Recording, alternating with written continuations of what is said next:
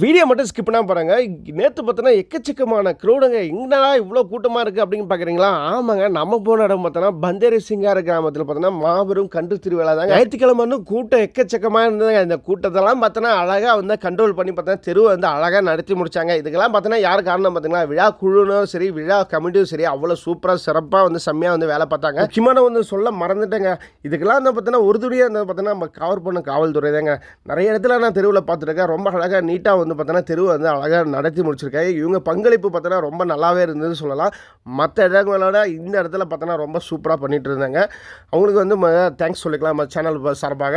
நம்ம சேனலை இது வரைக்கும் ஃபாலோ பண்ணால் மறக்காமல் வந்து ஃபாலோ பண்ணிங்கன்னா நிறைய வீடியோ இந்த மாதிரி கன்று திருவிழா வந்து எடுத்து போட்டுட்ருக்கோம்.